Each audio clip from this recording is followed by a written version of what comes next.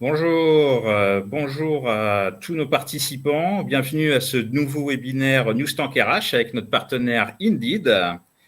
Sur cette nouvelle session d'une heure, nous allons aborder le thème de la marque employeur.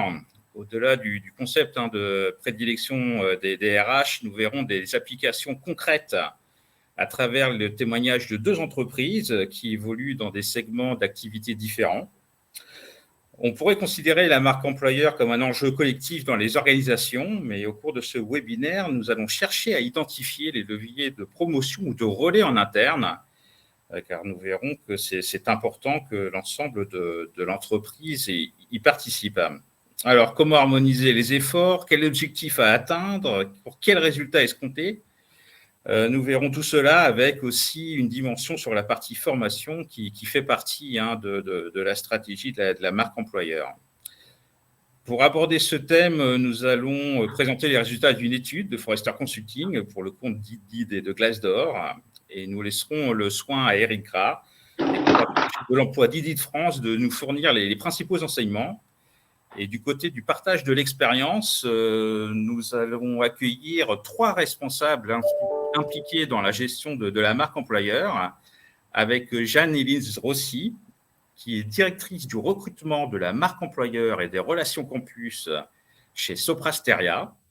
Et nous aurons aussi également Charlotte Jussot, directrice de la communication du groupe Wikier, et David Bécanier, directeur formation également du groupe Wikier. Je me chargerai d'animer ce rédacteur, Philippe Guerrier, rédacteur en chef de RH Matin. Et je vais vous présenter du coup les différentes séquences qui vont rythmer ce webinaire. On va commencer par une courte session de présentation des activités corporate des entreprises qui témoignent, Soprasteria et Groupe Wikier.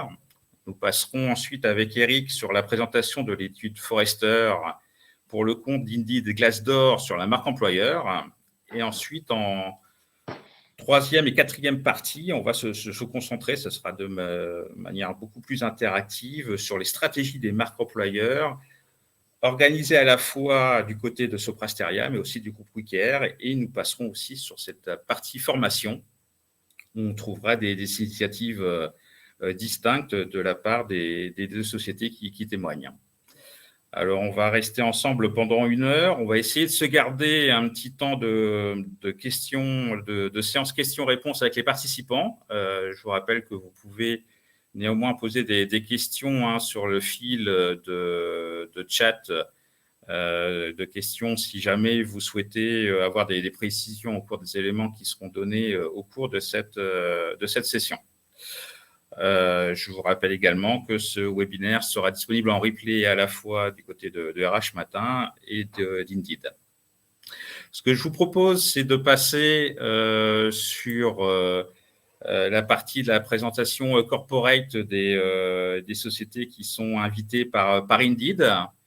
Je vous propose de commencer avec Jeanne-Élise Rossi de la part de Soprasteria. Est-ce que vous pouvez nous apporter des précisions sur le positionnement de Soprasteria? Oui, bien sûr. Bonjour à tous.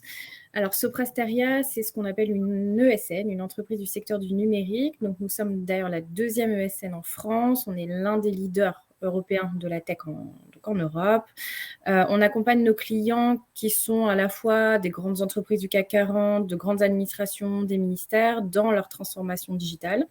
Donc, concrètement, on va travailler, par exemple, sur le système d'information voyageurs pour les trains. On va travailler sur les systèmes de sécurité des douanes, etc., etc. On a de gros enjeux marque employeur parce que nous sommes un des plus gros recruteurs de France et en Europe, avec 4 500 recrutements chaque année en France et 11 000 dans le monde. Et puis, voilà, on a une expertise qui va du conseil à l'intégration de systèmes d'information jusqu'à des expertises plus software sur la banque, sur le HR, etc., etc. Et en termes d'effectifs, vous êtes combien chez Soprasteria? 50 000 collaborateurs. 50 000 collaborateurs donc dans le monde, c'est ça? Oui. Et en France, plus spécifiquement? 20 000. 20 000. D'accord, OK. Merci beaucoup, Jeanne-Élise, pour ces précisions. Du côté de Soprasteria, j'ai donné la parole à Charlotte Jussot, directrice de la communication. Bonjour Charlotte, est-ce que vous pouvez nous apporter des précisions sur le positionnement de Groupe Wikier? Oui, Évidemment, bonjour à tous.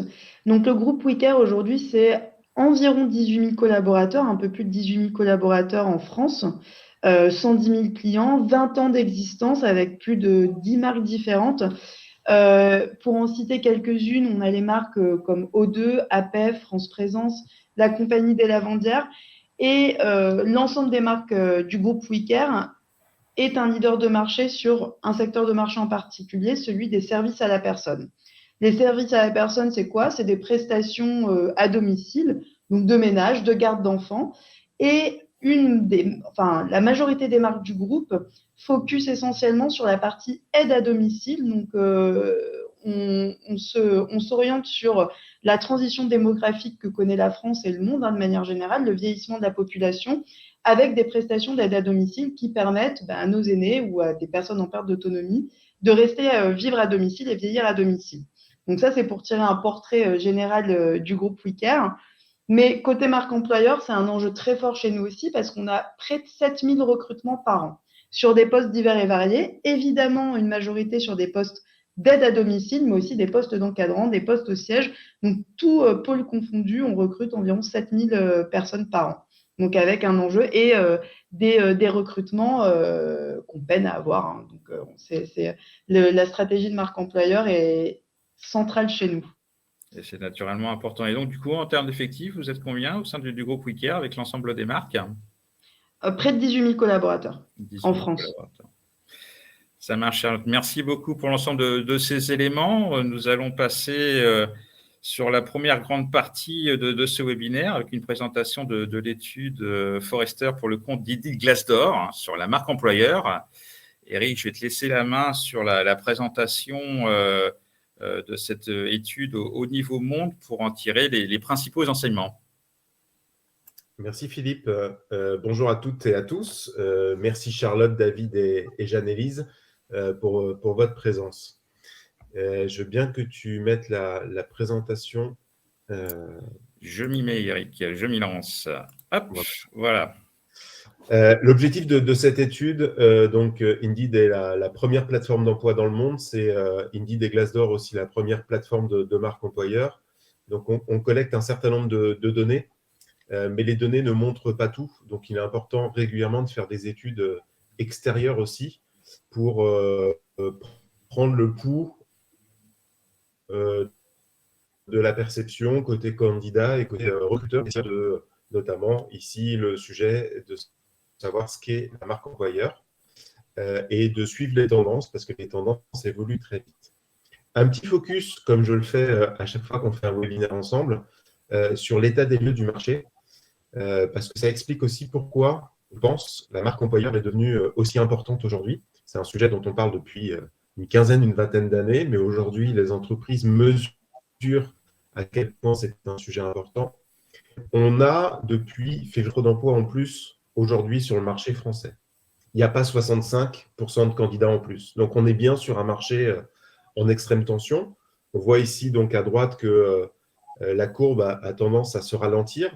Donc, c'est normal qu'on ne soit plus sur des évolutions aussi importantes. Si on compare d'année en année, là, sur début avril, on est à 18% d'offres d'emploi en plus que l'année dernière. Donc, on est quand même encore sur un trend supérieur à l'année dernière, donc sur une croissance du nombre d'offres d'emploi. Une autre chose qui est extrêmement importante pour toutes les entreprises, tous les recruteurs qui nous écoutent, ce qu'on a vécu depuis un demi-siècle ne sera plus pour les années à venir. C'est-à-dire qu'historiquement, on a un flux de nouveaux candidats, de nouveaux actifs croissants qui arrivent sur le marché. Et depuis 2020, alors on ne l'a pas trop vu en effet avec le Covid, on arrive sur un plateau pour une vingtaine d'années. Donc, on est dans un schéma qui est différent et qui, pour les années à venir, on le voit ici très clairement avec ce graphique de l'INSEE, sur un marché qui va être tendu parce qu'on va avoir moins d'actifs qui arrivent sur le marché de l'emploi. Donc, même avec une croissance à zéro, la Banque de France le confirme, il y a en France, chaque année, entre 300 et 400 000 créations nettes d'emplois. Et donc, si on rajoute de la croissance avec un manque de nouveaux actifs sur le marché de l'emploi, on va mécaniquement se retrouver sur un marché en tension. Et donc, c'est la fin du chômage de masse en France, tel qu'on l'a connu depuis des années. On le voit ici très clairement avec ce graphique. Donc, vous avez en gros, à droite, en orange, les départs fin de carrière prévus, et à gauche, les jeunes qui arrivent sur ce marché de l'emploi par secteur d'activité. Donc, on voit très clairement que si on soustrait la partie droite de la partie gauche, eh ben, il y a un déficit sur l'ensemble des secteurs d'activité.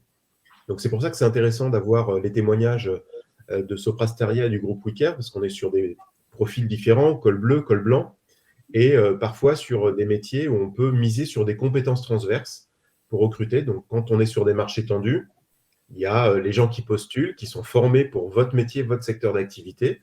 Et quand c'est tendu, bah, parfois, on recrute un peu plus large. Et on voit que là, ça va être difficile de recruter plus large, puisque l'ensemble des secteurs d'activité est touché par cette pénurie de compétences, et ça va perdurer dans les années à venir. Alors, Eric, avant de poursuivre, j'ai déjà une première question. Quelles sont les raisons principales de cette baisse constatée des futurs actifs? Bah, c'est tout simplement démographique, en fait. C'est que ça fait des années qu'on en parle. Moi, depuis que je suis petit, depuis que je fais des études, on nous dit que la pyramide des âges va s'inverser, que notamment l'Europe va vieillir, l'Europe de l'Ouest plus particulièrement. Je ne sais pas si vous avez suivi l'actualité, mais on voit que l'Inde est devenue le pays le plus peuplé du monde cette semaine, alors que la Chine va décroître parce qu'il y a cette politique de l'enfant unique. Donc démographiquement, en fait, mécaniquement, on ne fait pas assez d'enfants, on vit plus vieux, et donc ça explique cette inversion de pyramide des âges. Merci Eric, je propose de défiler les slides de présentation de l'étude. Donc pour présenter cette étude, on l'a fait dans 6 pays auprès de 400 décideurs et sur des entreprises de plus de 1000 salariés pour avoir un panel assez représentatif. Une initiative business, parce que souvent j'entends parler de marque employeur comme un sujet de communication. Et ce qu'il faut bien comprendre aussi, c'est que la marque employeur ne doit pas être uniquement un sujet de communication.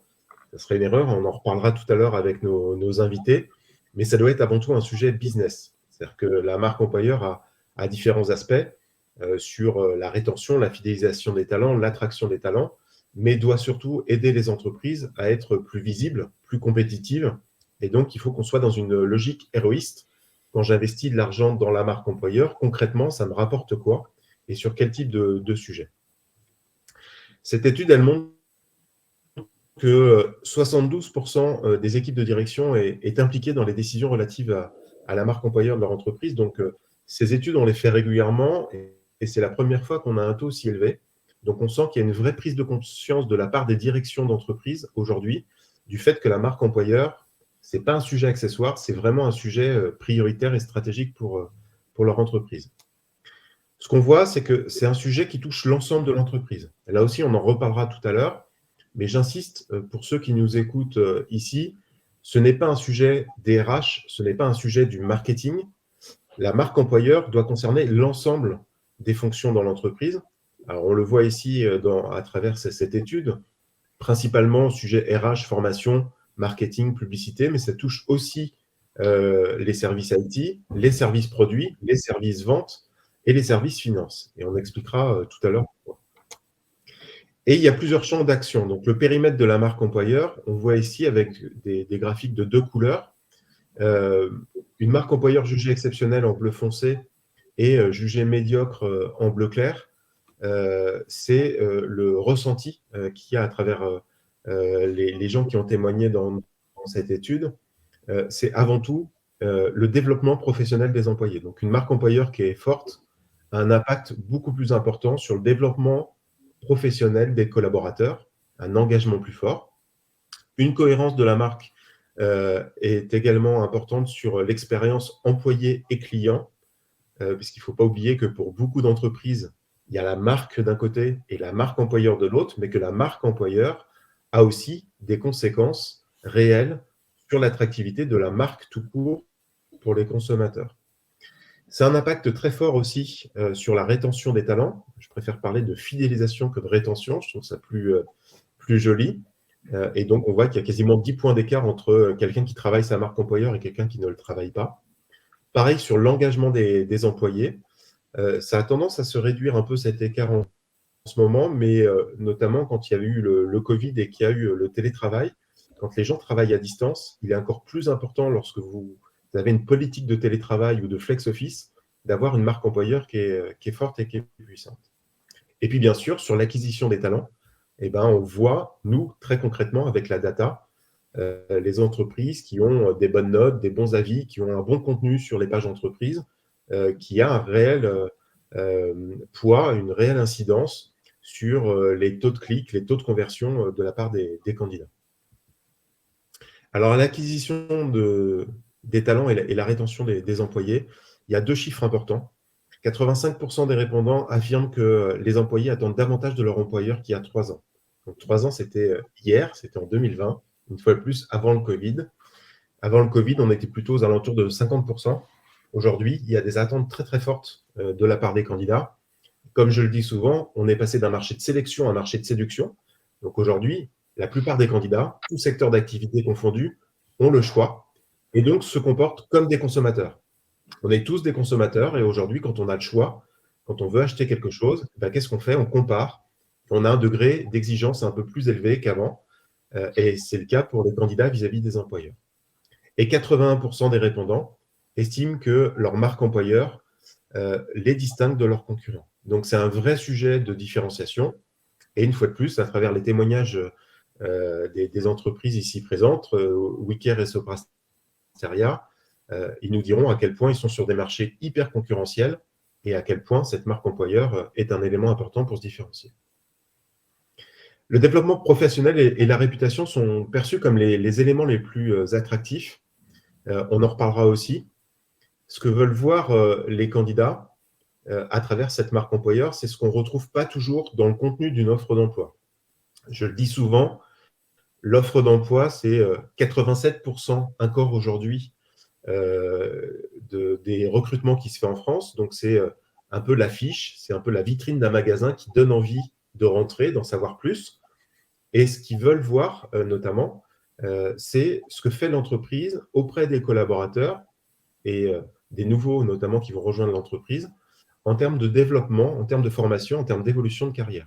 Donc, c'est une attente qui est très, très forte, et pas que chez les plus jeunes, d'ailleurs. On le voit notamment chez les seniors. Qu'est-ce qu'on fait en termes de reconversion quand je me projette dans une entreprise? Si j'ai le choix entre vous et 4 autres entreprises, c'est un des critères qui va me faire basculer fortement. Le deuxième point, c'est la réputation de la marque. C'est développer aussi le sentiment de fierté. Pareil, si j'ai le choix, j'aime travailler pour une entreprise qui a une forte réputation, sans faire de greenwashing, sans faire de washing tout court d'ailleurs, mais j'ai besoin de développer ce sentiment d'appartenance et de fierté. Le troisième point, quasiment aussi important, c'est le leadership qui est fort. Donc, ils veulent aller vers des entreprises qui sont engagées, avec un management qui est engagé, qui est impliqué dans l'entreprise, et surtout des modes de management qui changent aussi beaucoup.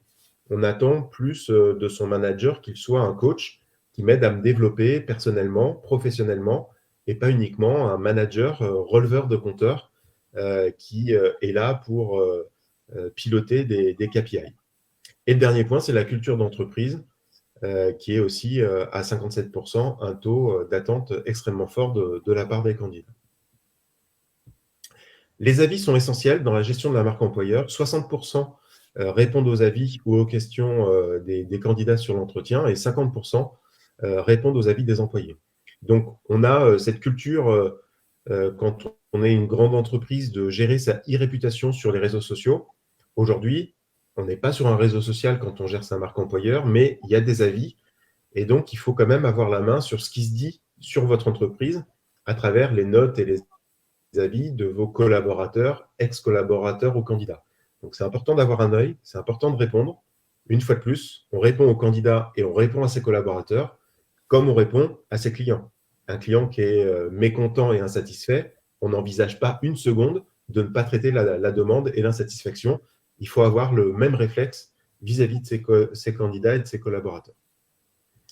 Ce qu'on constate chez Indeed aujourd'hui, c'est que quand un candidat consulte une offre d'emploi, dans 92% des cas, il va aller sur votre page entreprise.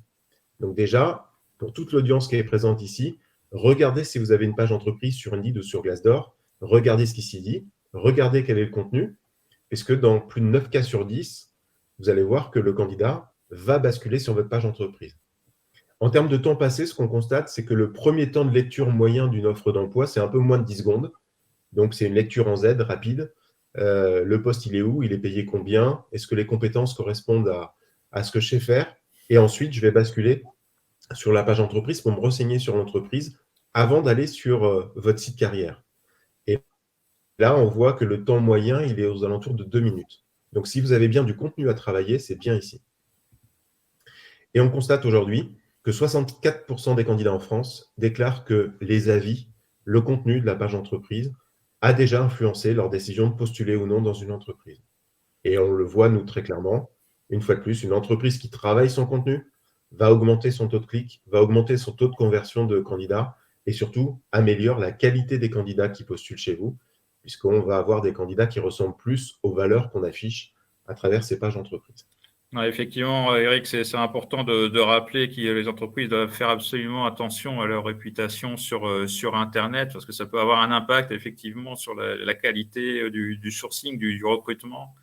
Et donc, c'est important, effectivement. J'ai bien aimé l'expression tout à l'heure entre la bascule du marché de sélection et celui de séduction. C'est effectivement une transformation importante qu'on a vue avec la crise sanitaire.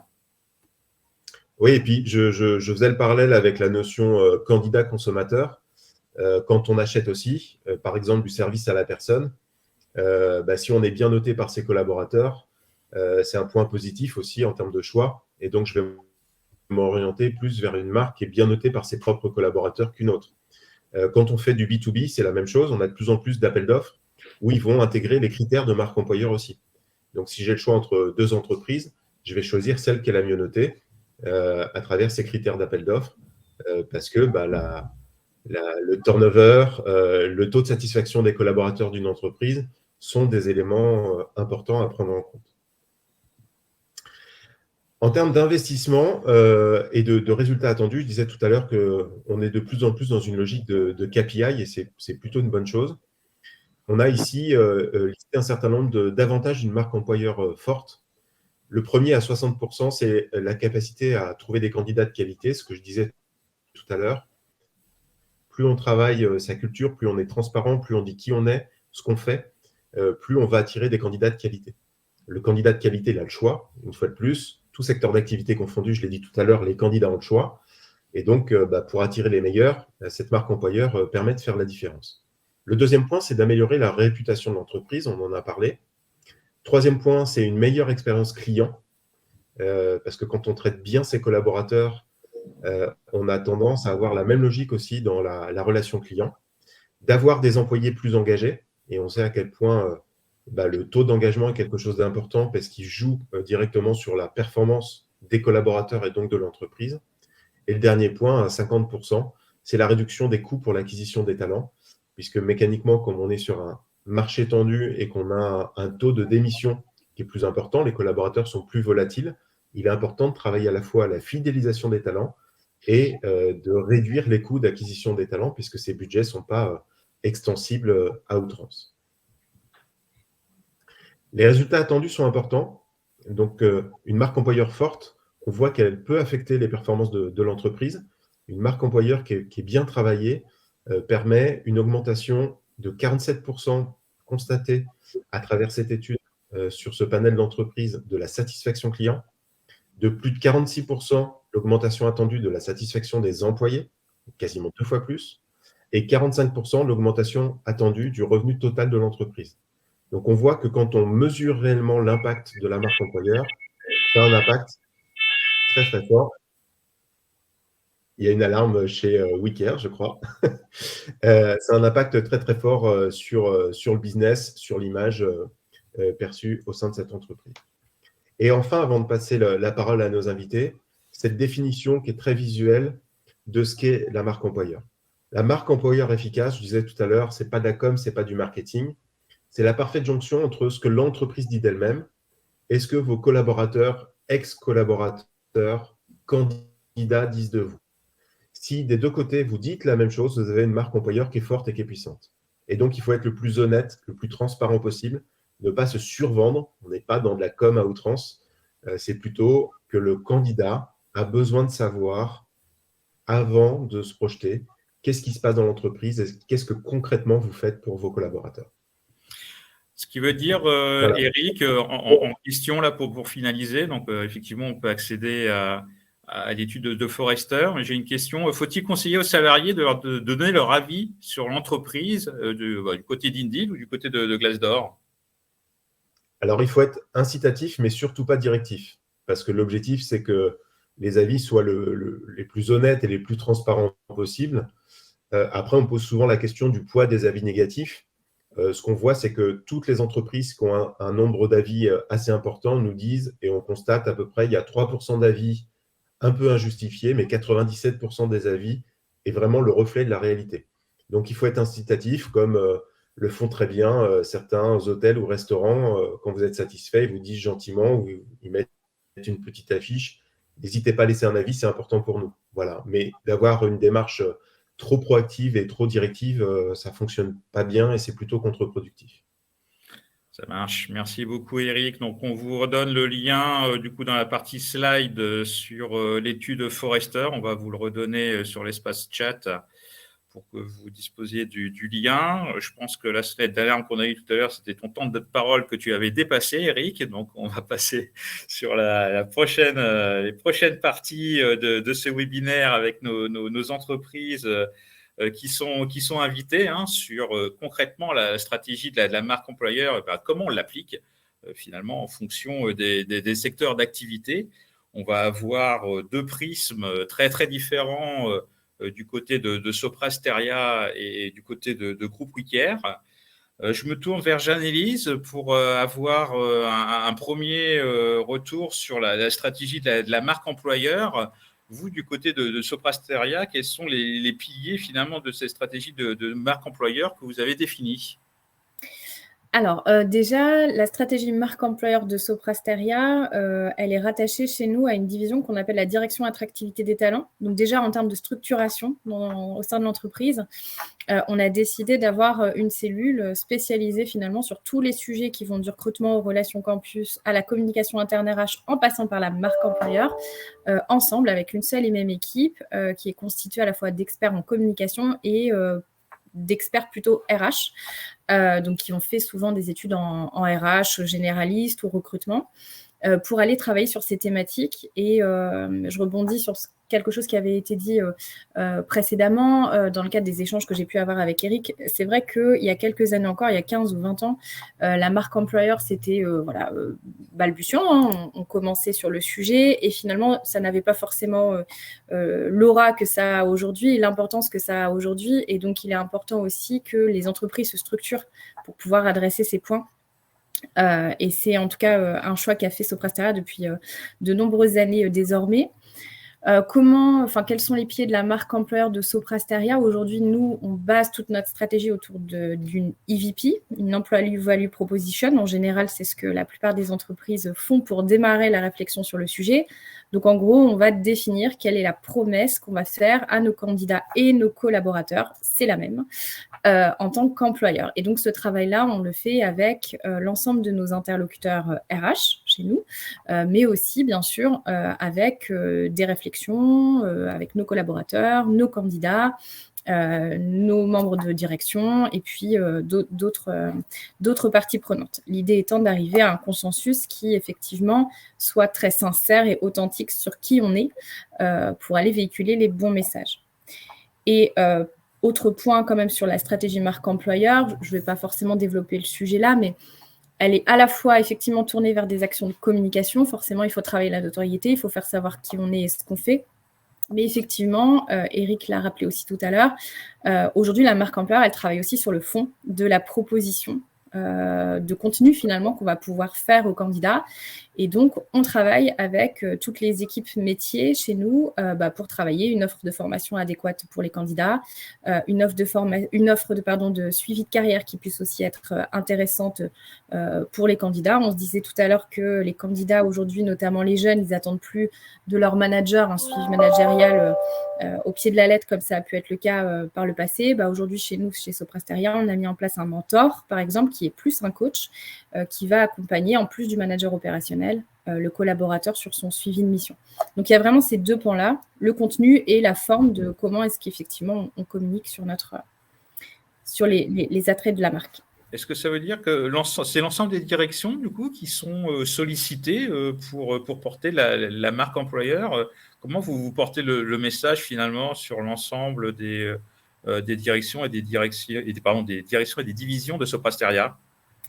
Oui, bien sûr, c'est un sujet que tout le monde doit prendre. Alors, pour une entreprise comme la nôtre, donc avec un volume de recrutement comme les nôtres, de toute façon, finalement, notre richesse aujourd'hui, ce sont les collaborateurs qu'on va aller recruter. Donc, tout le monde doit être acteur de ce recrutement et donc tout le monde doit travailler sur sa marque employeur. Donc, effectivement, aujourd'hui, par exemple, on forme l'ensemble de nos interlocuteurs internes à pouvoir prendre la parole pour présenter le groupe, pour pouvoir aller dans les campus, interagir avec des étudiants.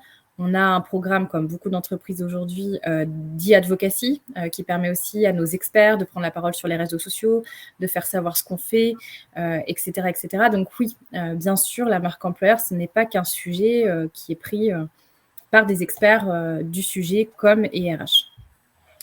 Je rebondis là-dessus parce que dans le cadre des ESN, Soprasteria était l'un des précurseurs sur le sujet. Et ce qu'a dit Jeanne-Élise est extrêmement important, c'est que la marque employeur doit être portée par tous. Si ce n'est pas le cas, ça peut être extrêmement contre-productif et dangereux. C'est pour ça qu'on le disait tout à l'heure dans le webinaire. Si c'est porté par la direction, par les RH, le marketing, mais que le collaborateur qui arrive ne retrouve pas du tout les mêmes valeurs, le même état d'esprit avec son manager de proximité, c'est catastrophique. Donc, il est important de le travailler avec l'ensemble des collaborateurs et de faire de la formation et de l'accompagnement en permanence avec l'ensemble des collaborateurs. Sinon, ça ne fonctionne pas. Ce qui veut dire que du côté de Soprasteria, Jeanne-Élise, c'est une véritable gouvernance qui a été mise en place autour de la marque employeur? Oui, on a clairement une gouvernance sur le sujet. C'est un sujet qui est en visibilité de notre direction générale. Donc, on reporte toutes les semaines sur ce qui est fait, sur la marque employeur, sur les différents volets que je vous ai décrits tout à l'heure, qui vont du recrutement à la com interne RH, etc., etc. Et donc, on suit finalement le ROI des actions qu'on peut entreprendre. On prend aussi des avis sur des actions qu'on souhaiterait lancer. Donc, c'est vraiment un sujet stratégique au cœur des arbitrages d'une direction générale comme la nôtre aujourd'hui. Et sur la partie ROI, sur quels outils vous vous appuyez pour le suivi des résultats et des performances? Alors, beaucoup d'outils différents. Je pense que c'est la difficulté de ce métier aussi, c'est de pouvoir savoir très concrètement à quoi servent nos actions et qu'est-ce que ça rapporte aussi en termes de recrutement, en termes de taux de notoriété. Et c'est très compliqué à avoir. Honnêtement, aujourd'hui, on suit beaucoup de métriques, que ce soit côté réseaux sociaux, sur les campagnes qu'on peut pousser en programmatique, sur le taux de notoriété quand on va pousser un roadshow. On a été présent sur pas mal d'écoles l'année dernière avec un stand itinérant, etc. Quelle incidence sur le recrutement? Donc, on suit tout ça, bien sûr, mais on n'en fait pas non plus un fer de lance pour se dire telle action, on va l'arrêter parce qu'elle n'a pas fonctionné, telle action, on va la poursuivre parce qu'effectivement, en termes de recrutement, on a jugé que, parce qu'en fait, souvent, c'est une pluralité de facteurs qui font que un candidat va postuler. Et donc, on ne peut pas juste regarder l'action de communication qui a été faite pour pouvoir juger de la pertinence d'une action. C'est un tout. En plus, ça prend des années, comme toute stratégie de communication, marketing, etc. Donc, ce qui est important, je pense, et c'est ce qui a été souligné, c'est aussi de regarder côté interne, quels sont les retours aussi que peuvent nous faire nos collaborateurs sur ces éléments de marque employeur qu'on peut pousser, qui sont souvent donc les mêmes, symétrie des attentions. Et donc, effectivement, c'est là où on va regarder sur les deux tableaux. Mais en tout cas, me concernant, chez Soprasteria, on n'est pas une culture absolue du KPIs pour le KPIs. On va vraiment regarder globalement quel est l'effet même qualitatif sur la perception de la marque. Merci Jeanne-Élise pour votre contribution. Je me tourne du côté du groupe WeCare avec Charlotte Jussot. Charlotte, est-ce que vous pouvez nous donner un peu votre retour d'expérience sur la stratégie que vous avez établie du côté de Groupe Wicaire. Quels sont les principaux piliers ou leviers? Je l'ai dit, effectivement, avec 7000 recrutements par an en France, pareil, l'enjeu recrutement, nous, le recrutement, c'est une ressource qui est complètement liée au business. Eric, tu l'as dit, hein, on parle business. Nous, on commence à avoir des stats assez clairs sur le fait que quand on perd un collaborateur, quand on ne réussit pas à fidéliser un collaborateur, derrière, un effet et une conséquence directe, c'est qu'on perd des clients. Quand on fait du service à domicile, c'est-à-dire qu'on envoie des personnes chez nos clients pour faire du ménage, de la garde d'enfants, de l'aide à domicile, si nos collaborateurs ne sont pas dans une situation d'épanouissement et d'appartenance au sein de l'entreprise, et donc vont faire leurs prestations sans avoir été formés, et David en parlera tout à l'heure, la formation, elle est cruciale chez nous, en n'étant pas porteur, ambassadeur des valeurs de l'entreprise et effectivement de tout ce que peut drainer cette marque employeur. Là, on a des collaborateurs qui vont faire leurs prestations en n'étant pas les ambassadeurs de ça, et donc à un moment quittent l'entreprise.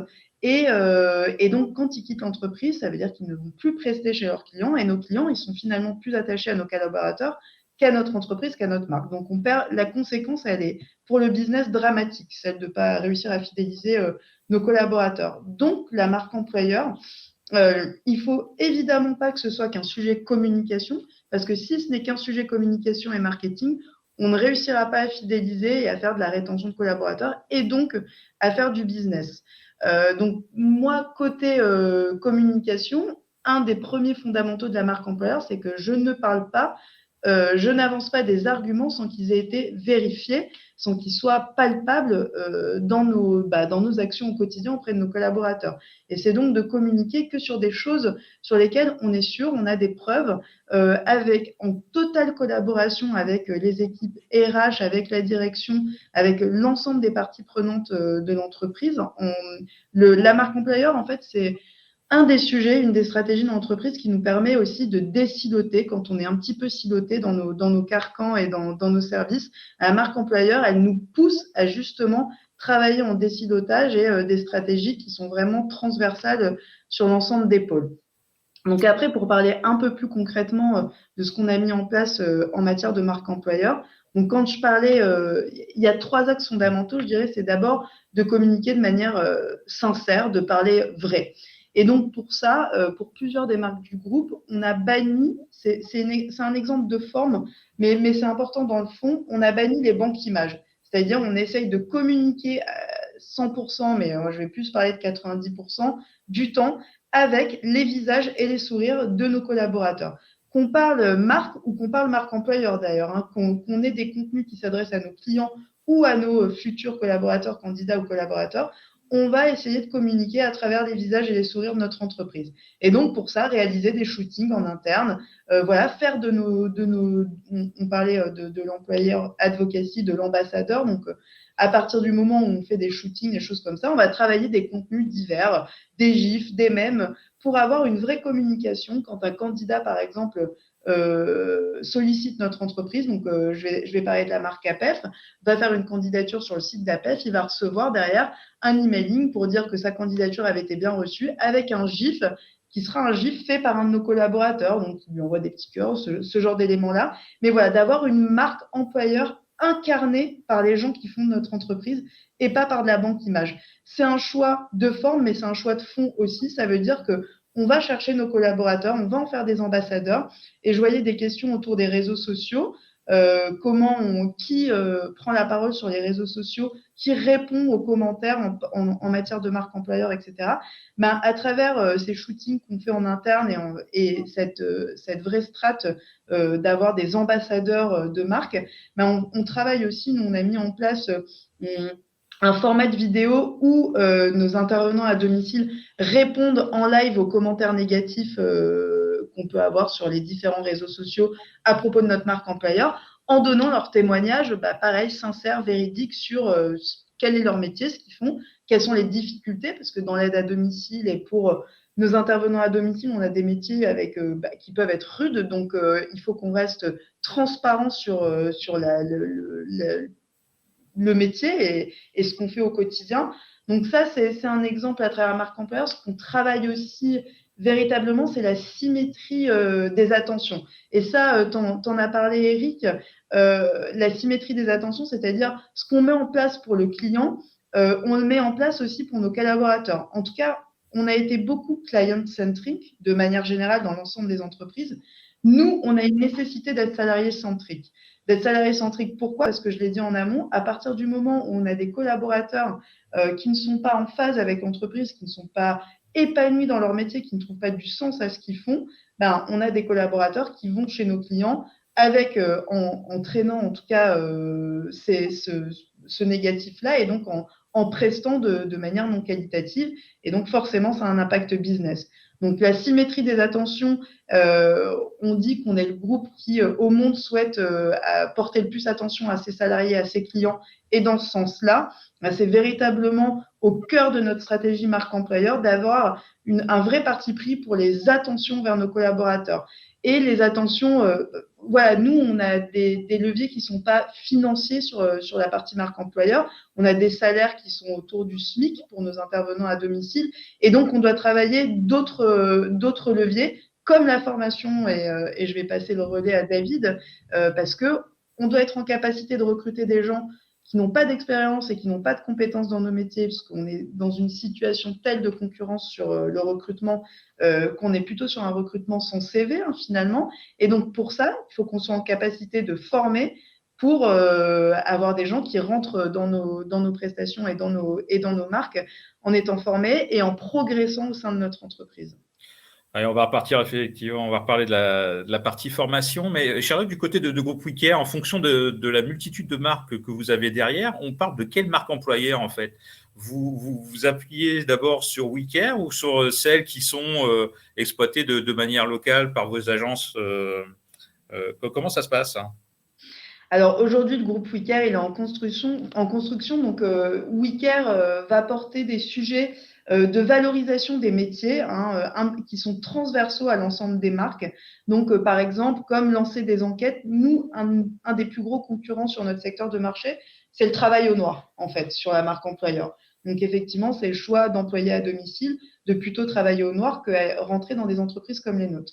Donc, WeCare, en tant que groupe, va porter des sujets tels que ceux-ci, des vrais sujets d'engagement sociétaux, de lutte contre le travail au noir, en sortant annuellement un baromètre sur le travail au noir qui donne de l'information et beaucoup de pédagogie autour de tous les méfaits du travail au noir pour sensibiliser à la fois des candidats, des futurs collaborateurs et nos collaborateurs, mais aussi nos clients et prospects à tout ce que contribue pas finalement le travail au noir. Quand on travaille au noir, on n'a pas un salaire, on n'a pas un bulletin de travail, on n'a pas une mutuelle, on n'est pas protégé. Quand on est sur des métiers tels que l'aide à domicile, où 90% de nos collaborateurs sont des femmes, on a dans nos collaboratrices des femmes qui sont dans des situations, dans des foyers qui peuvent être difficiles et qui, sans le bulletin de salaire, sans le travail, sans la mutuelle, sans les protections nécessaires, ne peuvent pas, par exemple, quitter un foyer pour trouver un autre logement, pour trouver une autre situation. Donc, le groupe WeCare va travailler sur ces sujets d'engagement et RSE sociaux et sociétaux. Par contre, la marque employeur est vraiment travaillée sous les enseignes et donc chaque enseigne, que ce soit O2, APEF, la compagnie des lavandières, va travailler une stratégie de marque employeur qui lui est propre et qui correspond et qui fait écho à ses valeurs.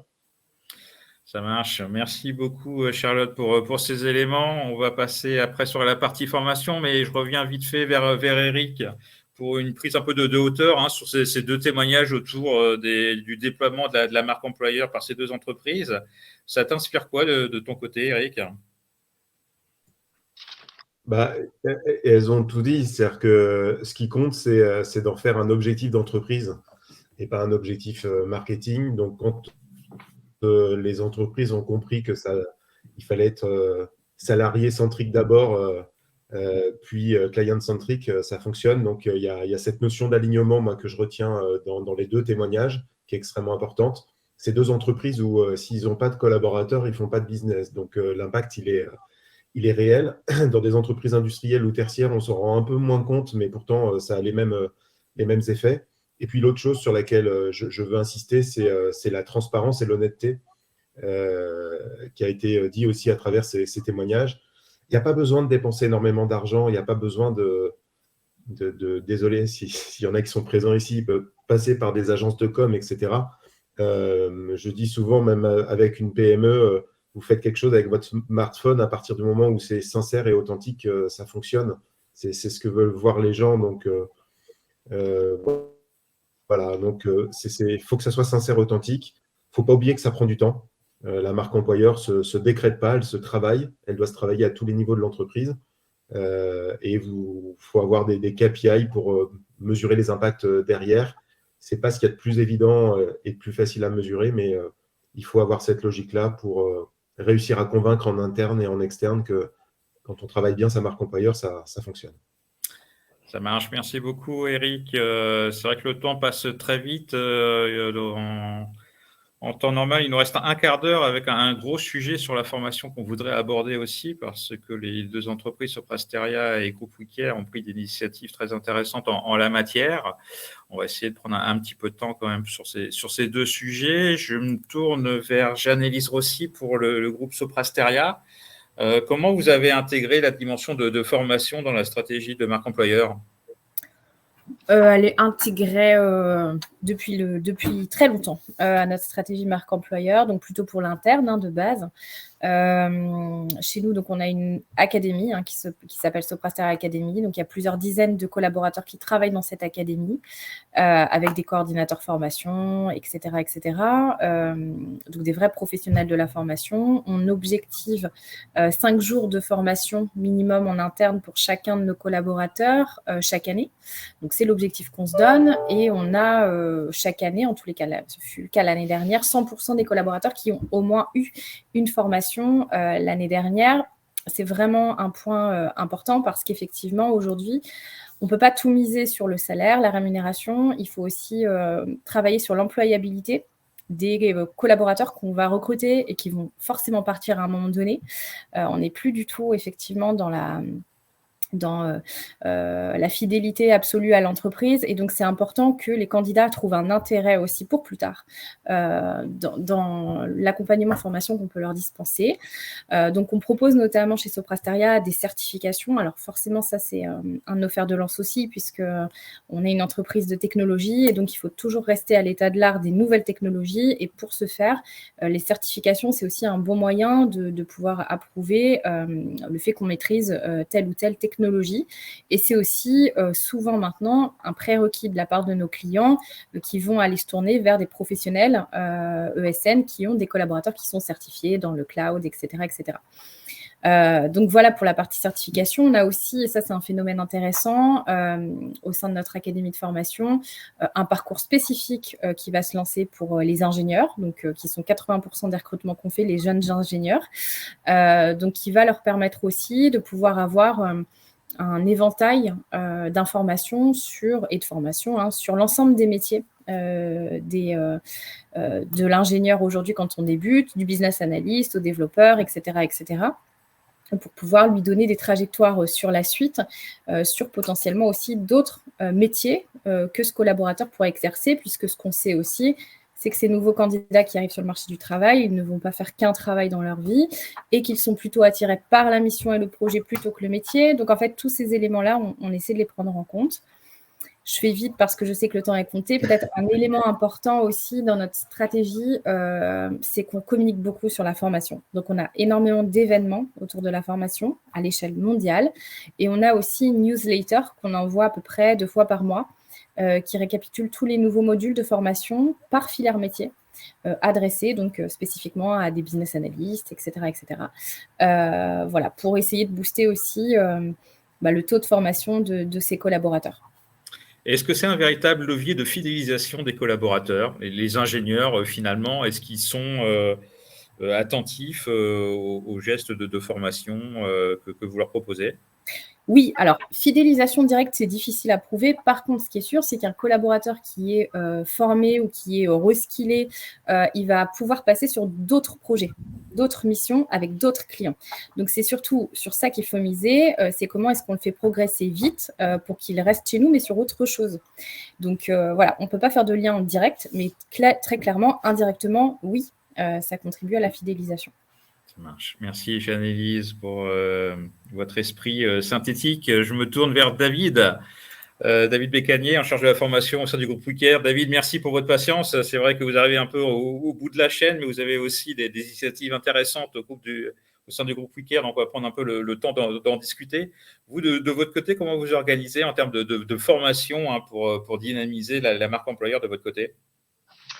Alors, merci. Oui, j'ai patienté, mais c'est avec plaisir que je vais vous présenter un petit peu ce qu'on fait au sein du groupe WeCare en matière de formation, parce que la formation, c'est quelque chose qui n'est pas non plus récent. Charlotte le disait, hein, le groupe a une vingtaine d'années d'existence. Ben, en fait, l'académie a été créée il y a 15 ans. Donc, il y avait déjà une vision de l'intérêt de la formation dans nos métiers, alors qu'on était sur des problématiques qui étaient un peu différentes à l'époque, sachant qu'aujourd'hui, on est sur des métiers qui sont fortement en tension. Et comme vous l'avez cité à plusieurs reprises, aujourd'hui, le marché est un peu en train de se retourner avec aujourd'hui un vivier de candidats qui est beaucoup plus petit. Et donc, c'est vraiment l'occasion de pouvoir activer tous les leviers, dont celui de la formation, pour travailler sur l'attractivité et la fidélisation. J'en reviens sur effectivement la logique de marque employeur. En fait, ça concerne vraiment pas que les groupes, mais toutes les entreprises. Et quand on dit toutes les entreprises, et Eric l'a précisé, hein, il ne suffit pas d'avoir de gros moyens, etc., mais c'est d'avoir au moins le souci. Il y a un mot qu'on n'a pas forcément utilisé tout à l'heure, c'est la réputation. Hein. Il y a quelque chose qui se joue autour de ça. Et on sait que dans des métiers comme les nôtres, en fait, c'est un indicateur qui est quand même assez important pour pouvoir se situer et se positionner, sachant que on n'est pas toujours un employeur de choix. Hein. Nos métiers ne sont pas forcément ultra attractifs comme ça. On ne rêve pas toujours de venir travailler dans les services à la personne. Pour autant, certains viennent par vocation et c'est vraiment des ambassadeurs pour nous. Donc, on a vraiment un rôle à jouer et Charlotte l'a dit à travers les campagnes qu'on a pu mener, que ce soit sur la suppression des banques d'images, etc. On a vraiment besoin de valoriser en fait les personnes qui nous ont rejoints et qui ont vraiment découvert une vocation à travers ça. J'ajoute du coup, au niveau des formations, quelles initiatives concrètes vous avez mis en interne? Alors, les initiatives concrètes, de toute façon, aujourd'hui, on est obligé de travailler sur un vivier qui est plus petit. Donc, on a travaillé sur plusieurs aspects, hein, que ce soit le pré-boarding, l'onboarding et le suivi, l'intégration. Donc, ça, c'est un sujet qui est très transversal aux ressources humaines, mais on est concerné par ces aspects-là. Et puis, on a mis en place des sas de formation obligatoire pour certains de nos publics, à savoir des parcours d'intégration, notamment pour les managers qui sont qui entrent dans un écosystème en fait où ils ne viennent pas forcément des services à la personne, et donc on mise beaucoup dès l'intégration sur ce parcours d'intégration qui mêle de la formation théorique, mais aussi de l'immersion terrain dans des agences-écoles. Donc, on a vraiment vu les choses en grand pour se dire, voilà, quel est le meilleur moyen d'intégrer un collaborateur aujourd'hui qui va parfois reprendre une agence avec 50, 100 intervenants à domicile. Ça nécessite d'avoir un accompagnement qui soit vraiment soigné.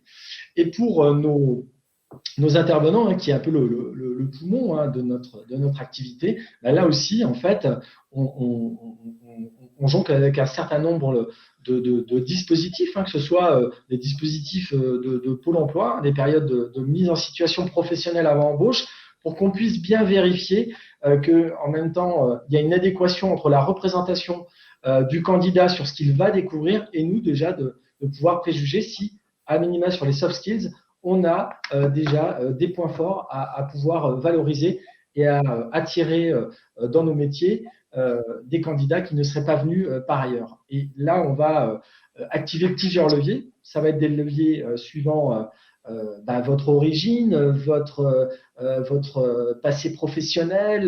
Voilà, on va vous faire un positionnement et on va vous proposer des formations à la carte qui vont vous permettre de pouvoir être positionné sur des prestations de services à domicile. Encore une fois, on ne parle pas de la même chose quand on parle du ménage-repassage ou d'accompagner un senior ou une personne dépendante. Vous le savez, aujourd'hui, il y a un enjeu sociétal autour du maintien à domicile, notamment lié au vieillissement de la population. Il est évident que là, on va avoir un parcours de formation qui va être extrêmement accentué pour pouvoir proposer une prestation de qualité et que notre nouveau salarié soit bien en maîtrise des compétences qui lui sont nécessaires pour rendre ces services. Mais du coup, David, ce sont des parcours de formation qui sont accélérés parce que naturellement, vous avez besoin de ressources humaines le plus rapidement possible sur le terrain. Comment vous organisez en interne? Alors, il y a deux axes. Il y a l'immédiat. Alors, l'immédiat, c'est on a besoin d'une ressource. Donc, on va la former aux actes essentiels, avec des parcours de quelques heures parfois. Donc, en fait, on a une offre sur étagère qui va d'un petit module d'une heure de formation jusqu'à des formations qualifiantes et en alternance. Je vous ai parlé d'une académie qui a 15 ans, mais il y en a une deuxième qui a été créée, qui est le CFA WeCare, qui a été créé il y a 1 an, justement pour aller encore plus loin et proposer un job, une formation certifiante au sein du groupe. Donc là, on est vraiment sur une offre multiple à tiroir et qui est adaptée finalement à la situation de chaque candidat par rapport à son contexte professionnel. Et donc, du coup, cette initiative CFA, elle est plus récente, si j'ai bien saisi. Vous accueillez combien d'élèves en l'état actuel et sur quel point vous mettez l'accent avec ces jeunes qui arrivent en alternance? Alors, l'alternance, c'est les jeunes, mais pas que, puisqu'on va parler de contrats d'apprentissage qui est effectivement la cible de plutôt moins de 29 ans, mais on a aussi des contrats de professionnalisation, donc des personnes qui sont en reconversion professionnelle et qui viennent se former à nos métiers. L'attention qui va être portée, effectivement, ça va être de pouvoir les embarquer sur ce qui fait la richesse du groupe, les méthodes et savoir-faire. Donc, il y a toute une partie spécifique. On ne forme pas qu'à un métier, mais on forme à un métier dans notre secteur d'activité. Je vous prends un exemple. On forme au métier de chargé de clientèle. Alors ça, c'est un métier transversal que vous pouvez trouver dans la banque, l'assurance, etc. Et bien, chez nous, on va ajouter un module spécifique justement pour expliquer que là, on arrive dans l'intimité d'un client, que même lorsqu'il n'est pas là, effectivement, on a aussi à respecter l'intérieur. On ne vend pas une prestation d'accompagnement comme une prestation de confort pour du ménage, etc. Donc, on va vraiment apporter toute la dimension service auprès des particuliers dans la formation métier. Et du coup, une dernière question sur cette nécessité d'avoir des ressources humaines rapidement et finalement cette nécessité de former aussi. Comment faites-vous la jonction avec les agences locales sur les divers leviers de formation que vous avez mis en place? Parce que j'imagine que les agences locales vous disent on a besoin d'intervenants très rapides sur le terrain. Donc, du coup, est-ce qu'ils prennent conscience de la nécessité de former ces nouveaux intervenants au préalable? Alors, complètement, ça c'est intégré, vraiment, c'est dans notre ADN. On a l'habitude d'accueillir effectivement des candidats comme ils sont et l'adaptation, elle se passe à tous les niveaux. Ça ne nous a pas échappé qu'on travaille sur un réseau qui est extrêmement disséminé à travers toute la France, quasi 600 agences. Nous pilotent la formation à partir du Mans. Et il est évident qu'on a mis en place un certain nombre de formations accessibles à distance pour justement avoir une capacité à pouvoir répondre sur les essentiels à travers des modules 100% en e-learning. J'ajoute aussi, parce qu'on en a parlé en termes de marque employeur, c'est aussi la capacité à proposer des services et à se distinguer un petit peu de la concurrence. Je vous donne un dernier exemple. On a mis en place l'année dernière une formation à destination de nos intervenants à domicile et on a donné accès aussi à 4 membres de leur famille pour pouvoir accéder à des contenus proposés par un de nos partenaires et effectivement pouvoir aussi contribuer dans un souci d'open education à pouvoir accéder à des ressources autour du soutien scolaire, autour de thématiques qui dépassent effectivement les besoins professionnels, mais qui sont plus autour du développement personnel, de la culture, des loisirs, etc. Donc, on va vraiment très, très loin dans l'expérience apprenante, on peut embarquer, être différenciant. Et là, on a un exemple. Alors, je n'ai pas répondu à une de vos questions tout à l'heure. Effectivement, en amorçage, on a formé 60 personnes l'année dernière sur le CFA. Et effectivement, on a une ambition à former 300 collaborateurs cette année sur notre CFA d'interne. Et donc, ça, c'est plutôt bien parti, en tout cas, pour ce démarrage de 2023. Ça marche. Merci beaucoup, David, pour ces éléments. Eric, je reviens vers toi. L'heure de session de webinaire est déjà terminée. Ça va très vite. Sur cette partie formation, Eric, quelles sont tes impressions? Sur un marché de l'emploi qui est tendu, en fait, les recruteurs vont devoir de plus en plus recruter des profils éloignés de leur degré d'exigence initial. Donc, la formation, elle va être de plus en plus nécessaire pour ajuster le degré d'exigence de l'entreprise par rapport aux compétences ou aptitudes du candidat disponible. Donc, ça permet des recrutements aussi plus inclusifs, d'une part. La deuxième chose, c'est d'augmenter la fidélisation et l'employabilité des collaborateurs. Les deux témoignages l'ont dit, hein, c'est-à-dire pour fidéliser, rendre plus employable, travailler sur différents projets au sein d'une même entreprise et donc avoir plusieurs vies, et ben, ça passe par la formation. Après, quel que soit le métier qu'on fait, on voit que les métiers évoluent aussi, donc c'est vraiment indispensable. On parle aussi assez peu, on en a peu parlé, mais j'ai vu dans le chat, on a parlé beaucoup des juniors, mais il faut qu'on parle aussi des seniors. On va avoir de plus en plus de seniors juniors, c'est-à-dire des gens qui veulent se reconvertir et qui vont changer de métier, de secteur d'activité. Et donc, ça passe aussi par la formation. Donc, c'est un des sujets essentiels et pour les entreprises et c'est une des attentes principales des candidats. Et pour répondre à une autre question sur quelles sont les attentes principales des candidats aujourd'hui, les premières attentes sont des attentes essentielles. C'est-à-dire, je veux un job qui soit justement rémunéré dans ma zone de mobilité géographique parce que les gens ne veulent plus passer trop de temps et dépenser trop d'argent entre le trajet domicile-travail. Et puis, il y a l'équilibre vie pro-vie perso, l'aménagement des horaires de travail. Donc, ça, c'est trois choses vraiment essentielles dont on peut parler justement à travers la marque employeur. Qu'est-ce que font les entreprises pour cet équilibre vie pro-vie perso en termes de jours de congé spécifiques, exceptionnels, en termes d'aménagement d'heures de travail, et même sur des métiers à forte pénibilité où il y a justement une attente très forte parce que les salaires sont bas, il y a une pénibilité qui est élevée. La moindre chose que fera l'entreprise pour le bien-être des collaborateurs fera la différence.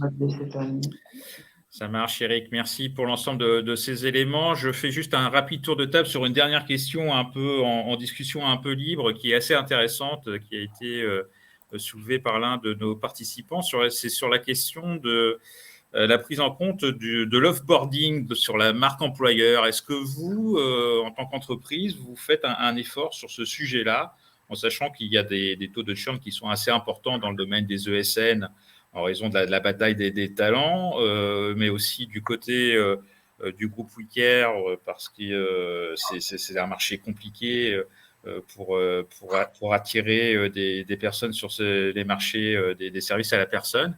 Est-ce que vous prenez en compte cette dimension d'offboarding? Je vais commencer par Jeanne-Élise pour ce prestataire. Oui, la réponse est oui. On a un dispositif de prêt on-off boarding.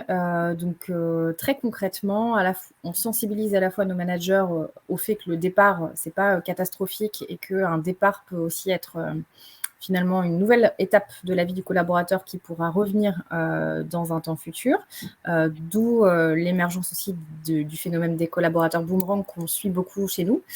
Et donc, on suit, on questionne en fait nos collaborateurs sortants sur les motifs réels avec un questionnaire confidentiel qui les ont fait partir. On analyse tout ça dans des outils de Power BI, donc c'est assez automatisé. Et en fait, ça nous permet de travailler à améliorer l'expérience de nos collaborateurs sur les points qui sont en crispation. Salut Anne-Hélène, elle t'a mis un truc. Merci. Du côté de Charlotte Cussot pour le groupe WeCare, comment est-ce que vous songez au départ qui peuvent survenir des fois, parfois très, très brutalement, très rapidement des collaborateurs du groupe? Oui, c'est le cas. Je vais laisser la main juste à David sur le sujet. On s'est regardé juste. C'est lui qui va prendre le relais pour vous répondre là-dessus. Mais en effet, c'est le cas. Je laisse la main juste à David. Pas de souci. Ouais. David, on silence sur ce sujet. Merci. En fait, effectivement, nous, on a un process aussi autour de ça. Et ce qu'on remarque, c'est un espèce d'effet boomerang, en fait, puisqu'il y a des collaborateurs qui viennent, qui repartent, qui reviennent à d'autres postes d'ailleurs. C'est ça qui est aussi intéressant, parce que c'est là où il y a une forme de fidélisation, mais elle n'est pas en continu. Elle peut être en discontinu. On va chercher une compétence ailleurs et on revient après pour occuper un poste sur une autre dimension. Donc, c'est quand même plutôt intéressant sur cet aspect-là.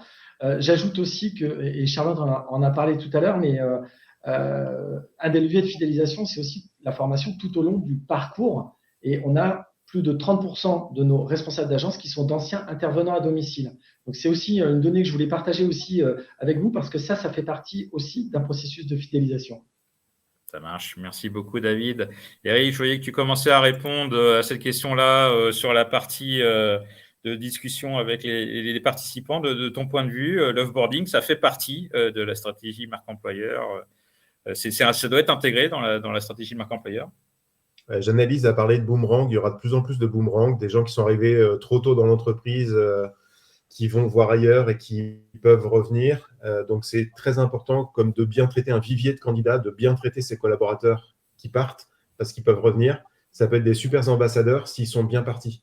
Et souvent, d'ailleurs, les avis négatifs sont des gens qui sont mal partis, qu'on a mal accompagnés sur le départ. Et donc, de bien accompagner ce départ en disant potentiellement, ça ne s'est pas bien passé avec cette personne, on en tire les leçons, on est désolé, voilà, on va travailler dessus, etc. On te souhaite bonne chance dans ton nouveau parcours. Maintenir un lien permet d'avoir des avis extrêmement positifs. Et il y a plein de gens qui partent quand ils sont bien partis d'une entreprise, qui restent des ambassadeurs en disant « je te recommande cette entreprise, je peux te mettre en contact directement avec quelqu'un pour faciliter le recrutement ». Donc, c'est extrêmement important, le off-boarding, tout aussi important que le onboarding. Ça marche, merci beaucoup. Donc, c'est à mon tour de faire l'offboarding de cette session de webinaire. Merci à tous nos participants. Merci Jeanne-Élise Rossi au nom de Soprasteria, Charlotte Jussot, David Bécanier au nom du groupe WeCare.